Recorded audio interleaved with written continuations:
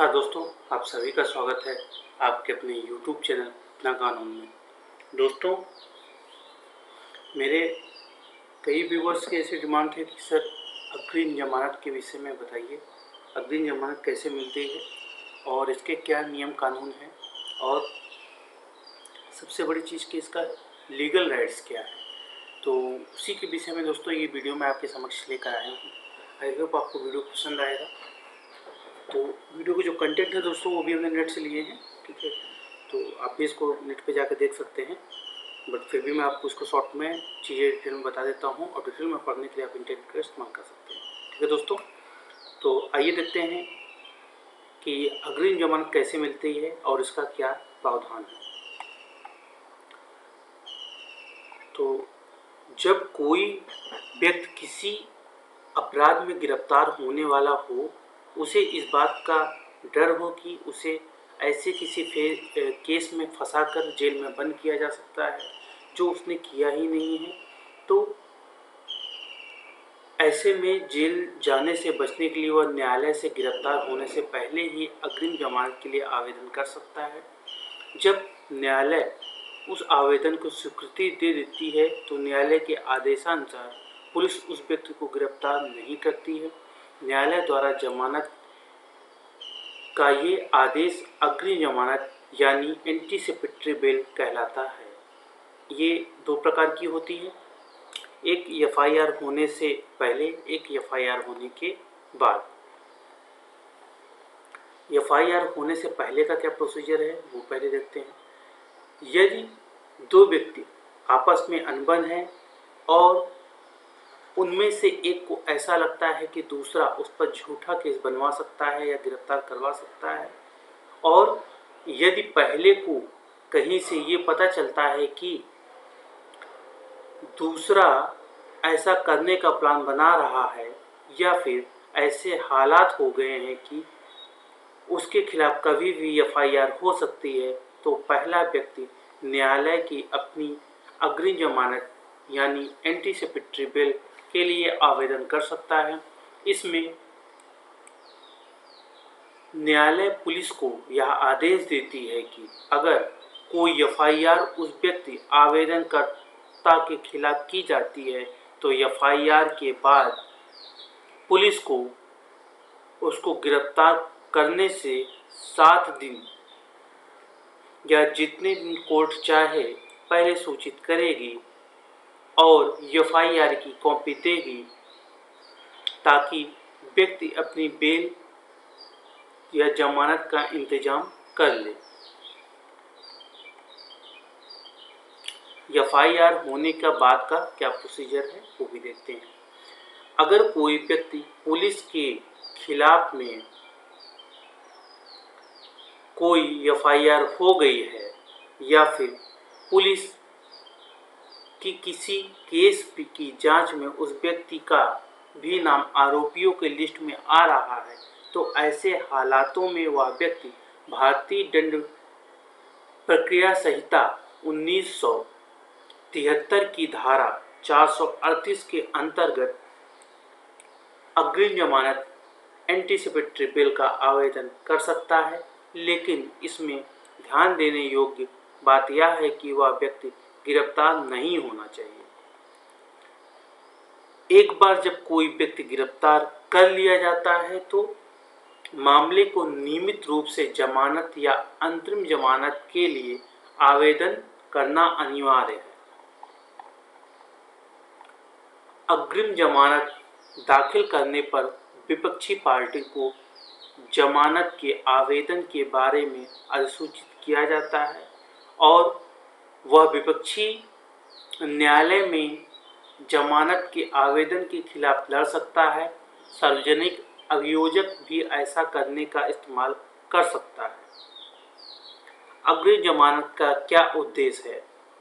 भारतीय संविधान के अनुच्छेद 21 के तहत सभी भारतीय नागरिकों को जीवन का अधिकार और व्यक्तिगत स्वतंत्रता का एक महत्वपूर्ण अधिकार है और इसे एक बहुमूल्य अधिकार माना जाता है। इसी बात को ध्यान रखते हुए भारतीय आपराधिक कानून के तहत भारतीय दंड प्रक्रिया संहिता 1973 की धारा 438 के तहत अग्रिम जमानत का प्रावधान है।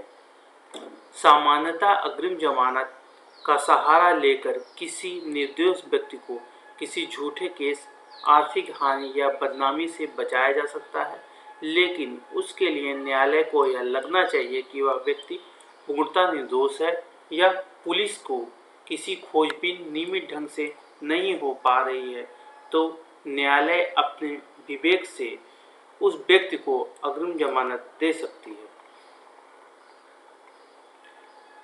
अग्रिम जमानत केवल और केवल सेशन कोर्ट से ही ली जा सकती है या फिर कुछ विशेष परिस्थितियों में अनुच्छेद 226 में हाईकोर्ट से रिट की मदद से भी ली जा सकती है।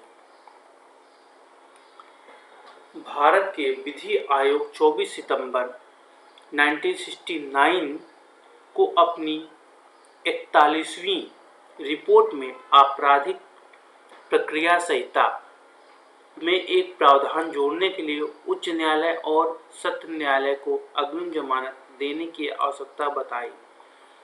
यह प्रावधान किसी व्यक्ति को गैर जमानती अपराध करने के लिए आरोप में गिरफ्तारी होने से पहले ही जमानत लेने की अनुमति देता है। इस प्रावधान को सम्मिलित करने का मूल उद्देश्य यह था कि किसी भी व्यक्ति को तब तक किसी भी सीमित नहीं किया जाना चाहिए जब तक कि उसे न्यायालय द्वारा दोषी न ठहराया जाए। अग्रिम जमानत लेने की प्रक्रिया। अग्रिम जमानत के लिए आवेदन करने के लिए निम्न बिंदुओं का पालन करना होता है। पहला, गिरफ्तारी का डर होने पर उस व्यक्ति को किसी अच्छे वकील की मदद लेनी चाहिए और उसे सभी हालातों की जानकारी देनी चाहिए जिनकी वजह से वह गिरफ्तार होने की उम्मीद कर रहा है। दूसरा, वकील कुछ महत्वपूर्ण दस्तावेजों की सहायता से न्यायालय में अग्रिम जमानत के लिए आवेदन करते हैं। जिस अपराध के लिए वह व्यक्ति गिरफ्तार होने की उम्मीद कर रहा है उसकी प्रकृति की आधार पर सत्र न्यायालय या उच्च न्यायालय अग्रिम जमानत की याचिका में आवेदन किया जा सकता है। अभियुक्त द्वारा वकील द्वारा तैयार की गई अग्रिम जमानत याचिका को भली भांति पढ़ना चाहिए या सुनिश्चित कर लेना चाहिए कि याचिका के सभी बिंदु सही हैं या नहीं, और पढ़ने के बाद सभी संबंधित हलफनामों वकालतनामा पर हस्ताक्षर करने चाहिए। सुनवाई के पहले दिन यदि न्यायालय द्वारा अग्रिम जमानत की याचिका से संतुष्ट है तो मामले को दूसरे पक्ष को नोटिस जारी की जाएगी और अगली सुनवाई की तारीख दी जाएगी। न्यायालय के मामले में जांच अधिकारी को सुनवाई की गई कि अगली रिपोर्ट से पहले रिपोर्ट जमा करना होगा। पहली सुनवाई के कुछ दिनों के अंदर ही याचिकाकर्ता न्यायालय में रजिस्ट्री के साथ अग्रिम जमानत की प्रक्रिया शुल्क की उचित राशि जमा करनी होगी।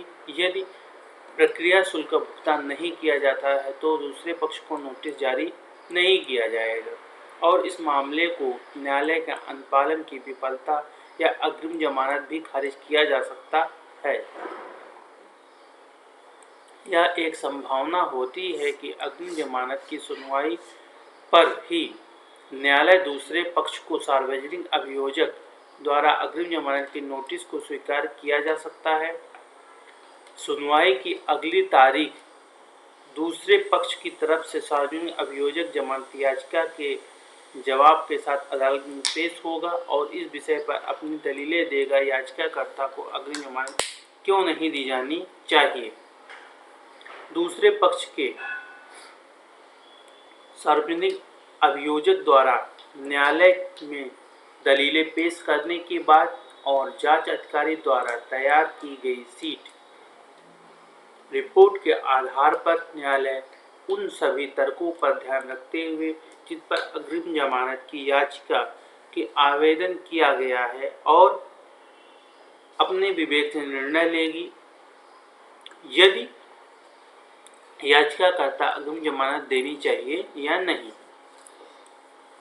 अग्रिम जमानत की याचिकाकर्ता के वकील को न्यायालय को विश्वास दिलाना होगा कि याचिकाकर्ता एक सज्जन व्यक्ति है और सोसाइटी में सम्मानित और प्रतिष्ठित व्यक्ति के रूप में जाना जाता है और उसके खिलाफ न्यायालय को किसी भी तरह का आपराधिक रिकॉर्ड या आपराधिक मामला लंबित नहीं है। किसी भी तरह से जांच या पूछताछ के लिए न्यायालय जब भी उसे पेश होने के लिए कहेगा या कहेगी तो बिना किसी शर्त वह खुद न्यायालय के कोर्ट में पेश होगा। वह न्यायालय का अवमानना नहीं करेगा और न ही देश से फरार होने के बारे में सोचेगा। वकील द्वारा इस तरह सभी दलीलें पूर्ण होने के बाद न्यायालय अग्रिम जमानत देने के लिए पूर्ण रूप से स्वतंत्र है। यदि न्यायालय में द्वारा अग्रिम जमानत दी जाती है तो न्यायालय परिस्थितियों के अनुसार अभियुक्त को कुछ ऐसे नियम व शर्तें प्रदान कर सकती है में कुछ धनराशि जमा करना है और पासपोर्ट का आत्मसमर्पण, पुलिस को सूचना के बिना राज्य या देश छोड़ना, किसी भी तरह को गवाहों को प्रभावित नहीं करना, जांच प्रक्रियाओं में सहयोग करना और बुलाए जाने पर जांच एजेंसी के समक्ष खुद को उपलब्ध कराना आदि। पुलिस अधिकारियों को अग्रिम जमानत देने के न्यायालय के आदेश को दिखाने पर पुलिस उस व्यक्ति को गिरफ्तार नहीं कर सकती है। न्यायालय में अग्रिम जमानत के प्रस्तुत करने के लिए आवश्यक दस्तावेज प्रथम सूचना रिपोर्ट यानी FIR की एक कॉपी अग्रिम जमानत FIR के बाद की जा रही है। गिरफ्तारी के वारंट जारी किया जाएगा। दस्तावेज जो व्यक्ति को जमानत दिलाने के लिए फायदेमंद हो सकते हैं और न्यायालय भी उन पर भरोसा कर सकता है, जैसे कि पूर्ण चिकित्सा रिपोर्ट, चिकित्सा बिल, परिवार के कुछ दायित्व, मां की बीमारी, FIR में लिखित आरोपों का खंडन करते हुए दस्तावेज जैसे कि प्लेन टिकट, पासपोर्ट आदि।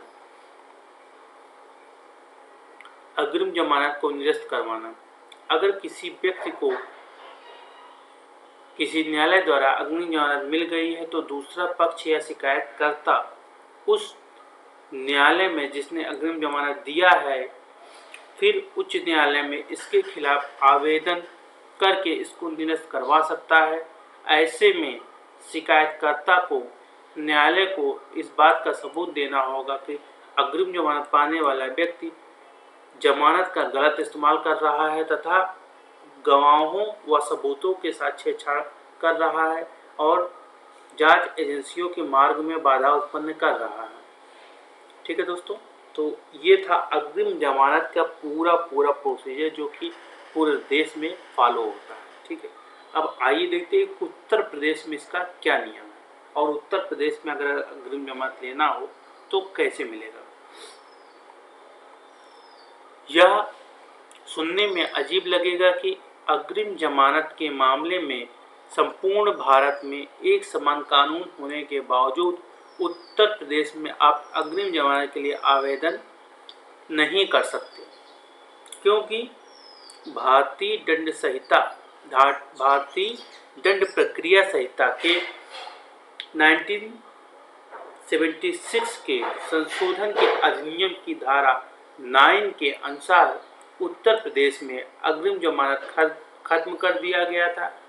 ऐसा इस राज्य में इस कानून का ज़्यादा दुरुपयोग होने के कारण किया गया था, क्योंकि वहाँ पर लोग अग्रिम जमानत लेकर अन्य दूसरे किसी अपराध को अंजाम देने की तैयारी करने लगते थे। लेकिन वहाँ पर किसी व्यक्ति को गिरफ्तारी से बचना है तो वह सीधे हाई कोर्ट में अनुच्छेद 226 के अंतर्गत रिट फाइल करके अग्रिम जमानत ले सकता है।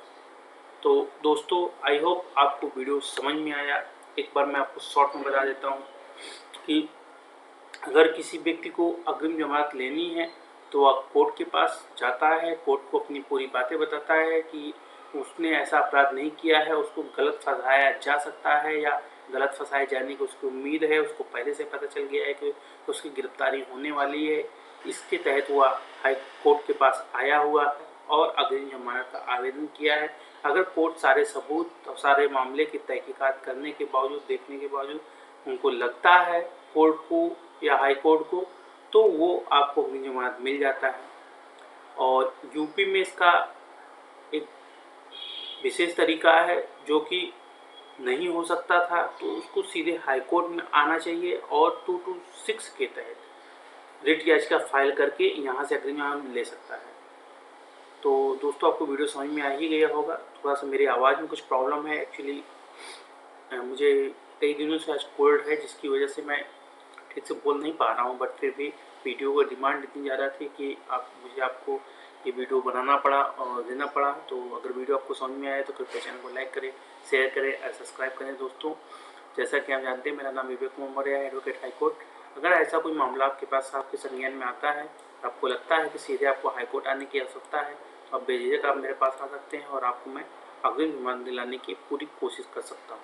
ठीक है दोस्तों, इन्हीं बातों के साथ चलते हैं। जय हिंद, जय भारत।